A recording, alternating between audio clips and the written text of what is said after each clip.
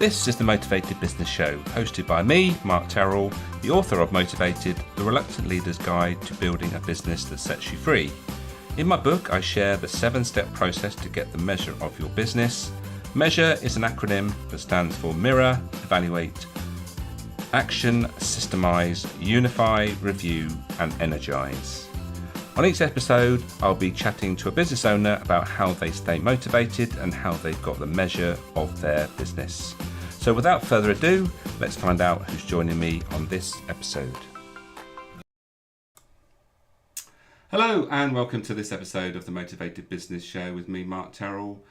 Today's guest, I'm not surprised, won't be surprised I met networking, because that's where I've met most of the people on this have been my guests. But this one is a little bit different, and that she was, when I first met her, she was actually trading from a different continent to me. She now isn't, but now she'll tell you more about what she does now and why she has made a big change in her life with where she lives and how she continues to run her business stretched across 2 continents.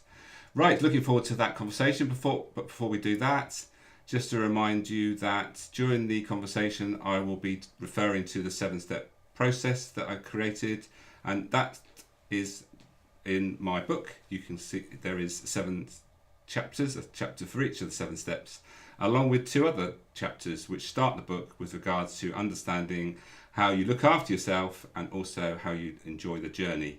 And when I talk to any business owner, when I say about trying to enjoy the journey, it is one of those things that they sort of look at you and say, yes, you do have to enjoy the journey. So here we go. That's the book, and that's where you can find out more about the 7 steps that I will be talking about a bit later on in the show.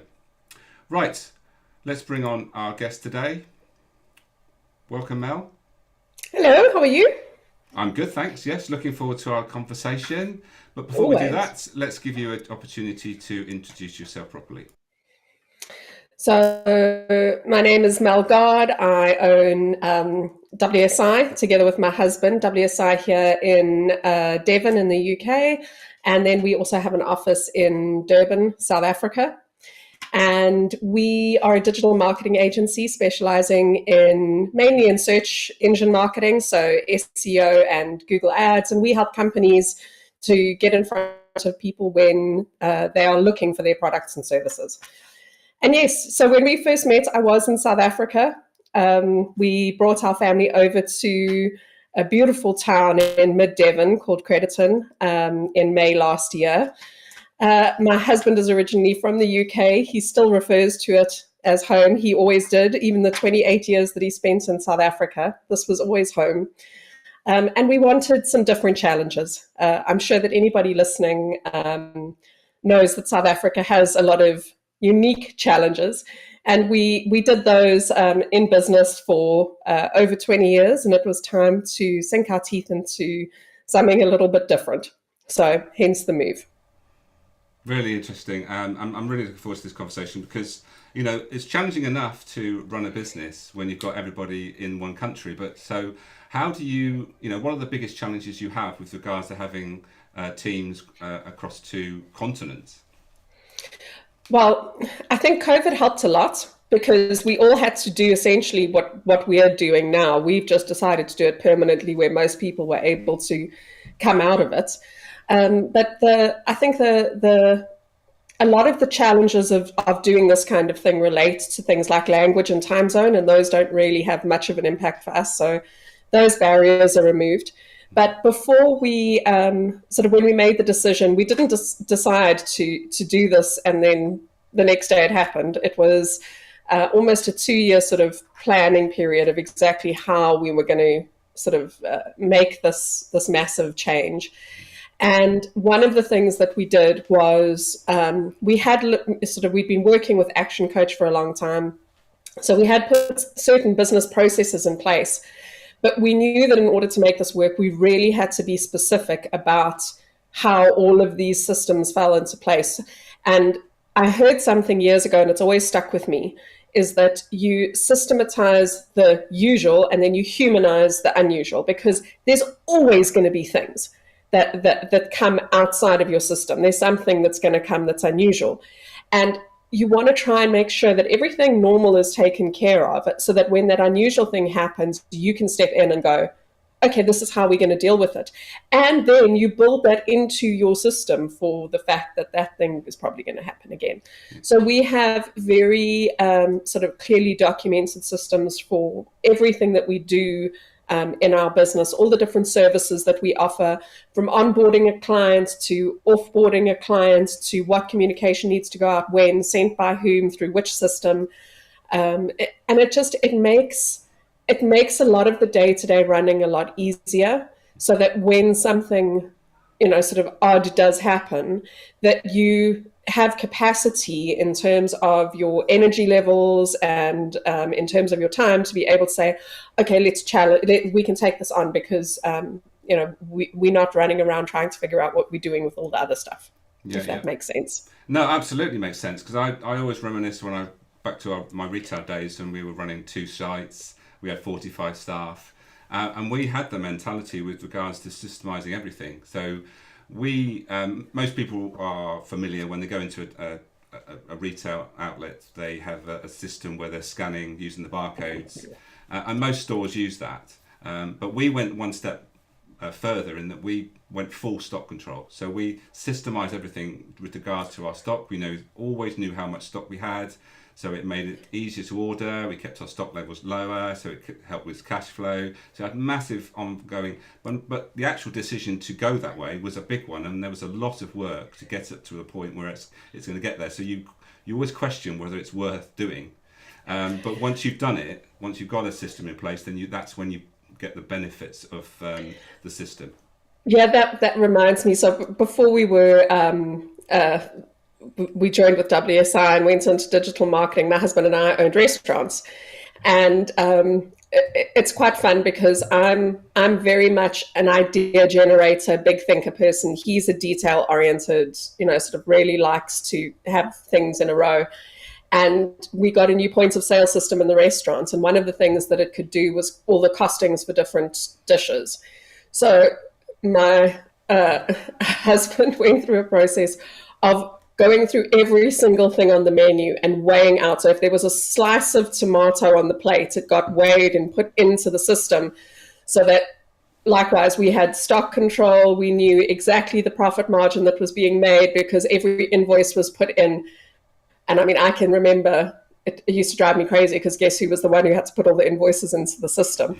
But it really shows the benefit in that, sort of in a business, if you can't analyze the numbers of what you're making, what is your profit, what, sort of where are you losing out, where can you, make savings when the profit starts to look a bit dodgy. If those details aren't to hand, if you can't access them easily, you're flying blind. So it's really great, sort of it's so much easier now to be able to do those calculations, because we're not having to figure out how much pasta is going into each portion. But it's But you made a valid point there, a great point. I mean, if you don't know your numbers, and there's some great people I listened to on YouTube. A guy called James Sinclair recommended check him out, because he talks all the time, knowing your numbers, your numbers, and he's a serial entrepreneur, and he said if you don't know your numbers, then you're flying in the dark. You just haven't really got a clue. But I'm not sure about weighing a slice of tomato, whether that was goes to that point. But anyway, that's anyway. But it's really interesting you to talk about that. But systemizing is important, and like I talking to somebody yesterday, and I said, why is McDonald's so successful? And it's certainly not the quality of the food. It's because it's run on systems. It's literally, they just roll it out. They've got a system for everything, and so they just build the restaurant and then put the systems in, and that's all they do each time. They just repeat it. So that's why systems so important. 100%. And I think McDonald's was one of the first businesses to really show that concept. It's like Ford's production line. Is that once you can get a successful process, and the most important thing is that process can also be replicated. Yeah. So, it's and a huge part of the process, and I carry on saying to my team, that you're documenting everything. We use Monday.com as our project management system, and everything goes onto Monday. And, we are so cognizant of the fact that because we're a small team, we cross-trained, but if you get hit by a car tomorrow, can somebody, while you're recuperating in hospital, can one of the other team members go on to Monday and see exactly where you are with each thing that you were doing, to be able to pick up where it doesn't stress you out knowing that you've left somebody, you've left us in the lurch, and it doesn't stress us out. And it's just having all of those things documented, not in a way that's sort of like micromanaged or onerous, but that there's enough detail for somebody to go on and say, oh, wow, okay, so this is what needs to be delivered at this point. This is, this is where we are with this client. And I think it brings a lot of sort of peace of mind to everybody to know that we've got each other's backs. Absolutely. But it strikes me that, and I think this is true to a lot of people that have had different sorts of business, they're going to bring the best bits from the previous business and work it into their existing business. And that's what you've done there, isn't it? Learn from those systemizations that are vital within a restaurant environment and bring them into what you do now. And that's how you sort of evolve as an entrepreneur or business owner, isn't it? Yeah, definitely. I just wish, we've been doing this for 14 and a half years now, and I look back to sort of when we started, and I want to go back there and give myself a good shake to say, you need to actually remember the stuff that you learned before. Because it did take us, it's your business evolves over time. And when you start off, especially in an industry that is completely new, is that it takes you a lot of time to find your feet. But I do kind of, I don't like to say I have regrets, because I'm very grateful for where we are now, but you always want to learn from your mistakes or learn from the things that on reflection you could potentially have done better. And I do think that sort of implementing that systemization would have helped us to avoid some of the issues that we did run into along the years. So there's a tip for anybody who's just starting out, is try to get those systems in place from day one. Be agile with them, allow them to be flexible, but have it in your mind that as you go, you're building up systems that are documented, so that every time you're doing something, it's the same way. And from a marketing perspective, it's so important, because you want your communication with clients to be the same every time. Because, sort of, if you know that you've tested this out and that this message has landed well, don't then, the next time you need to send a similar kind of message, you don't have to think again, okay, how am I going to phrase this? Sort of what do I want the outcome to be? So build all of those things in as you go, so that you're automating as much as possible. Yes, and also an important point to remember also is that if we ever want to sell a business, if you've got good systems in place, it's far easier to sell, and it's far more attractive to someone to buy if you've got everything sort of nailed down. There's a system for everything. Everybody comes in and does it the same way. They're not buying just something again that's looks like a good business. You can actually prove it actually works, and you buy it. You just need to slot into this position, and then away you go, sort of thing. And that the value of that is it's going to increase the value of your business if that's what you can demonstrate. Because nobody wants to buy people. No. Sort of if you're the thing that's making your business work and you're selling the business, there isn't much value. And people know that sort of when they buy a business, the people who are there might not stay. So you want to make sure that everything is in place, that somebody else can take over, and that it can still carry on doing what it does. Yeah, absolutely. So I'm interested in how you keep all your team on the same page, Mel. So that's something that is difficult when you're working all in the same place. But how does that work when you are spread across a large sort of geographical area? So about 2 years ago, we were introduced to something called the Entrepreneurial Operating System, E.A.S.U.R.E, which is it's a fantastic framework for running a business. And part of E.A.S.U.R.E is something called Level 10, which is a meeting that we do every Monday morning. And meetings are important. I know some people are allergic to meetings, but meetings are incredibly important, and they have to have structure. So every Monday morning, our whole team meets online, and the structure of the meeting is that the first thing we do is actually something we brought in from Action Coach. So it's a WIFL, so what I feel like expressing.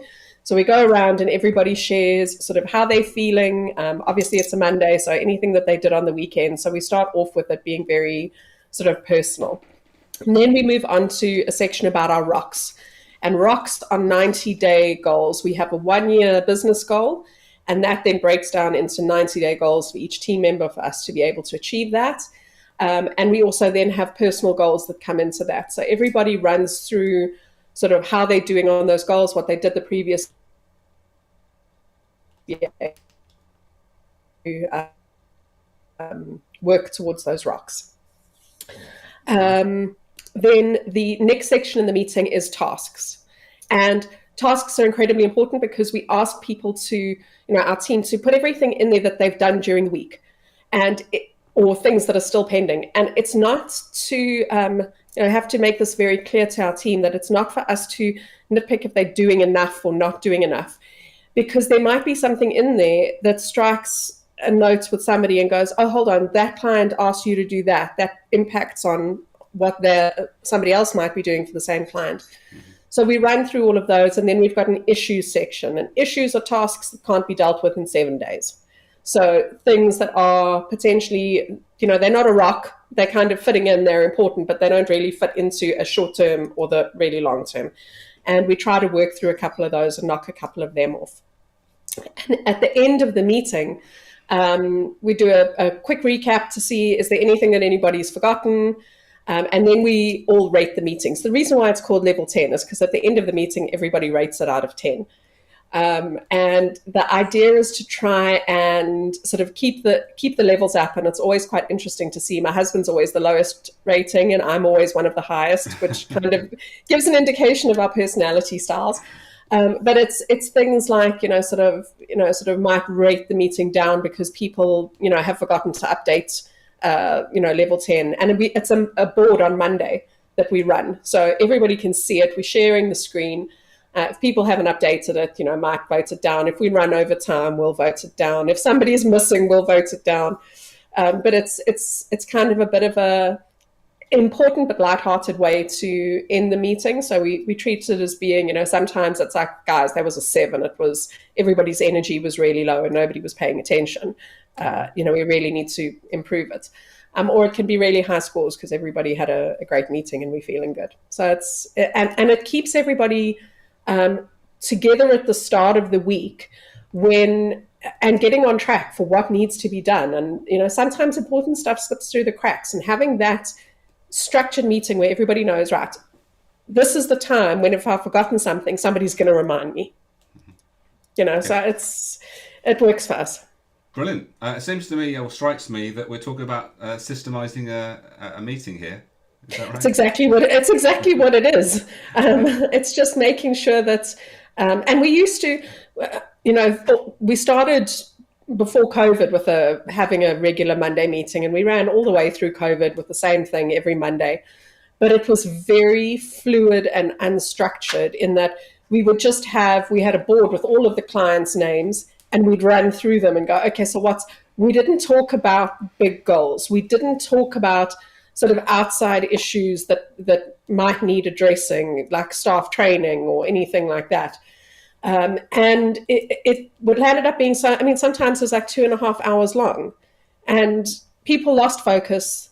The energy would land up being, sort of completely in the toilet by the end of the meeting. Mm-hmm. And it wasn't fulfilling the function that was there, which was to keep us all on track. Exactly. So we're very, very pleased with level 10. I think it's made a huge difference in our business. That's great.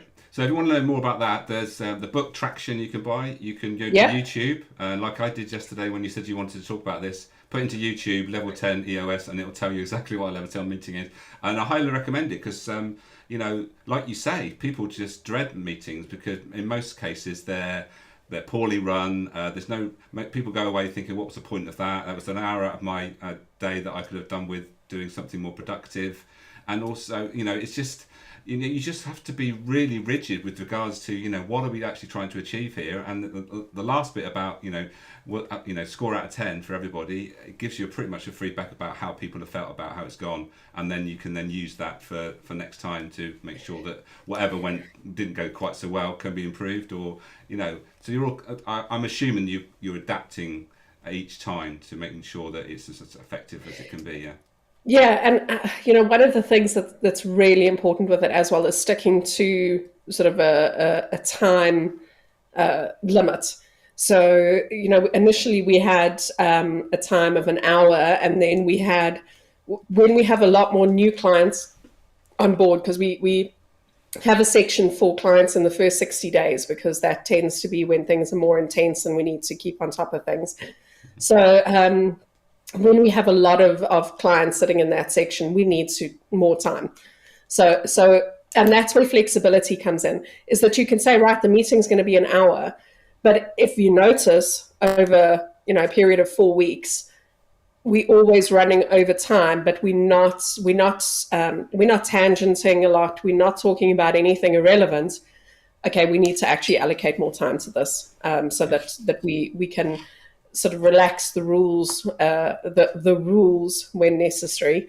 So yeah, it's I think that EOS overall has had a really positive impact in our business with something called a VTO, a Vision Traction Organizer, which really does lay out. It's a great sort of roadmap for your business. It has everything from your sort of 1, 3, 10-year goals, your target markets, it was a great process for us to, and we spent, sort of, it took us about 6 months to nail that Vision Traction Organizer properly, because we were really committed to getting our core values and our core focus right.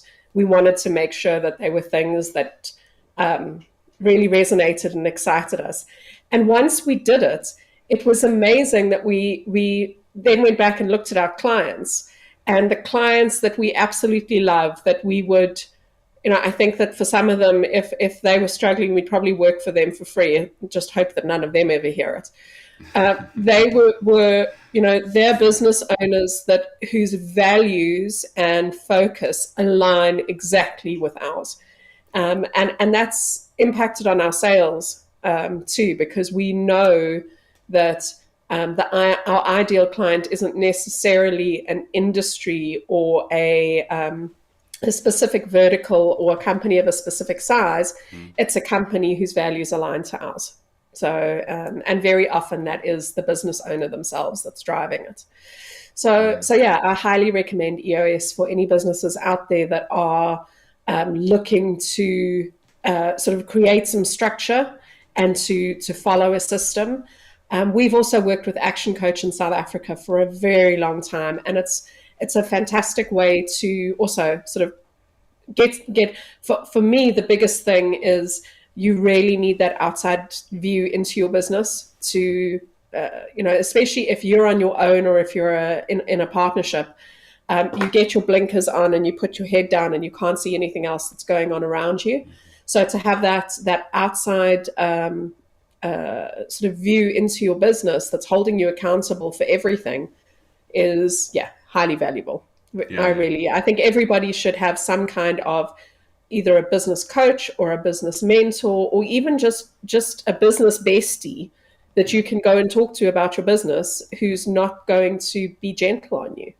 Oh yeah, and also a mastermind group is another alternative as well. Mastermind groups are fantastic. Yeah, so you are in the room with similar sort of people that are trying to run a business, and you can swap and one of the things about masterminds that I like more than anything is that the ability to help others. So it's something that you've overcome and they've got that problem. It makes you feel so good when you're actually saying, well, we've overcome that and this is what we did and I hope it works for you, sort of thing. Not sort of telling them you must do this. It's to say, well, this is how we come. And that just is, you can't really put a value on that because it's so important. And I always say that knowledge only has value when it's shared. And that's exactly what a mastermind group does, is that it gives you that ability to be able to, share the things that have helped you, but also more importantly, share the things that you've done wrong, or the things that haven't quite worked out, or the ways that when you've dealt with the situation and you've dealt with it badly and it's come back to bite you, sort of knowing that somebody else can then look in and go, okay, well, I'm not going to do that. If that's how it turns out, I'm not going to do that. Let me try a different way. Exactly. Yeah, yeah. It is. It's. I think that sharing, every failure is an opportunity to learn, and it's not just an opportunity for you to learn; it's an opportunity for others to learn as well. Definitely, yeah, yeah, absolutely. Right, Mel, I'm going to give you a bit of a chance to sort of sit back a little bit. I'm going to just share the 7-step process and sort of um, just connect what we've been talking about, what you've been sharing with the steps and why the steps are there, really. We've talked about, well, you've talked about you work with your husband and the importance of understanding one another, and I'm sure you've done lots of work with regards to understanding the differences and the yings and yangs that are important, and realizing that you need to pick up from one another. And so understanding yourself, self-awareness is key. We've talked a lot about systemizing. And it's one of the things that I think a lot of people don't pay enough attention to. And we've just talked a good 20 minutes about how you've used systemizing in meetings and all sorts of things within your business, and how important it is with regards to not only being more efficient, but actually being in a position where you can leave things where somebody else can pick up if you're not able to. So systemizing is really, really important. And also unifying the team with regards to having good quality meetings that with outcomes is what I call it, realizing that you come together, what is the outcome that you really want, and making sure that you're focused on that. So that's the main things that I picked up from what you've been sharing. What I would like to also just mention with regards to motivation being a key is when you are thinking about how people how they see meetings. A lot of people will avoid them for many reasons, but one is their motivations. So a lot of people I come across a lot of business owners who are very high spirits. So it's all about controlling their own time and not being put into a system. So for them, it's a big thing to realize that actually what it's going to do, if you have systems in place, it's going to save them time. But in the short term, it's going to be a wrench on them because they don't like being told, and they don't like particularly fitting into a structure. So what we've been talking about is a challenge, particularly for high spirits, but they will realise eventually that actually it's going to save them time. And that's the one motivator I think that is probably most affected by systemising, because once they're on board, they can have the biggest effects in that if they're anti and they don't see the point, then they can actually disrupt things. But once they're on board and they can see that this has saved me loads of time, they can have a big influence on becoming evangelists for making sure that systemization happens, because they realise the effect it has on their time and the actual autonomy that comes with it. Yeah, 100%. It's just I'm acutely aware of the fact that I'm very good at coming up with the idea of a system and the structure of a system. I'm then not, because I get bored easily and I'm easily distracted, I have to really be very aware of the fact that I need to then stick with the system and go in and work with the system rather than just implementing it and going, here, this is what you must do, and then not doing it myself. Because I am fully aware of the fact that my natural tendency is to come up with the idea and then let it go. Right. But it is it is that understanding that if you do those things, and I think a big motivator with it as well is nobody likes to feel like they've dropped the ball. And once you reach the realization that if you have a system in place, it's going to stop you from dropping the ball, or it's going to make you aware before as the ball's going towards the floor, so that at least you can intervene and get ahead of it. Yeah. And I must say, that's a big motivator for me in sticking with systems, is just that knowledge that I really, especially when, business owners, we've got so many things going on. Especially, those of us that are, that are parents as well, you putting on and taking off hats at a rapid rate of knots. So having things in place to help you manage those things in a way that isn't intrusive into your life, that you don't feel sort of like that you're beholden to the list, but that there is something that's moving with you and allowing you to have control over all of those things and have sight of them. Yeah, helps me to sleep better at night. Yeah, absolutely, and it makes it easier to keep you accountable as well if there is a system, because there's no arguing with it as well. So that's one thing But that's it. simplifying. Whenever a ball does get dropped, the Yeah, first question is, okay, which part in the process didn't we follow?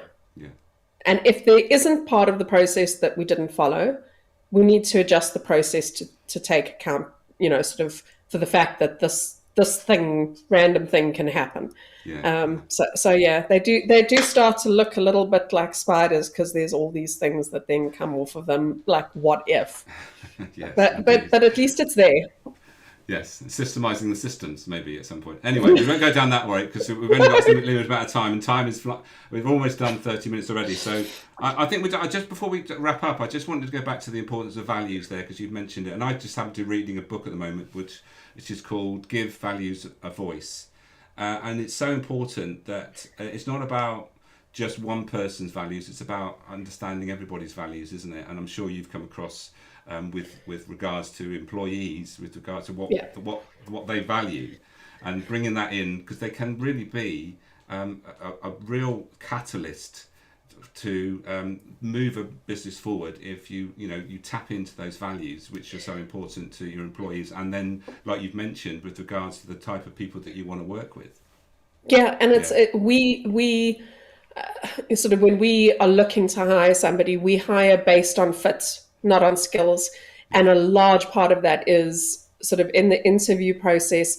A lot of the questions are related more to sort of their values and view on the world, to make sure that they're going to be a fit in terms of I mean, years ago we employed somebody in a sales role, sort of before we'd sort of nailed down our values, and we really thought that it was the right fit. But once that person actually started working and operating, and the way that sort of they were selling things, we suddenly realized, no, there's a huge chasm in terms of the values sort of behind the business.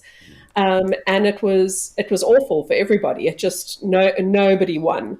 So I do think that having those, and for our employees that now come in, they get a little flip folder, and the first page when they open it, it's got their name on the front, and the first page when they open it is, sort of, welcome to the WSI family. Here's our core values, our core focus.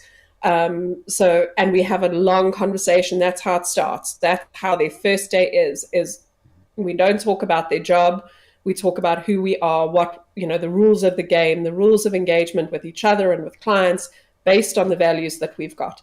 Because if you can't get those things right, then it doesn't matter how well they do their job, because they're never going to feel, in my opinion, I think that sort of centering everything around how we feel about each other, how we feel about the business, makes everybody, that company culture then is driving forward, as opposed to it just purely being sit in your seat and get these things done because that's your job.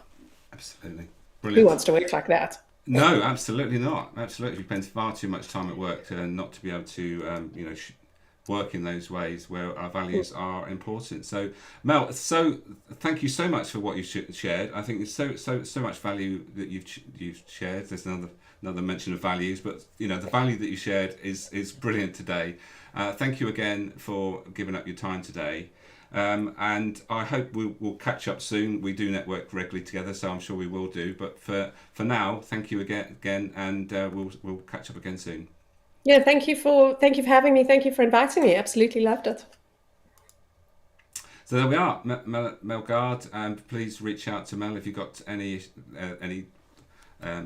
thing that you want her help with regards to digital marketing and all the other things that she's implementing in her business. I think she's clearly got her business nailed down, and it's really working in the way that she wants it to.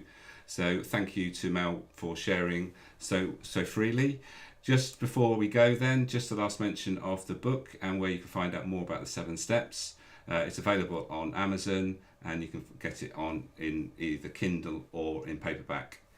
versions, or you can get it direct from me from my website, which is the reluctantleader.academy. Thank you for those that turned up live, and I hope you got some value from it. If you've got any comments or anything like that, feel free to reach out to me or Mel. I'm sure we will do our best to answer any questions that you might have. But until the next time, thank you for everyone. And if you catch this on replay, again, feel free to leave some comments. So until the next time, have a great day, and take care of yourselves.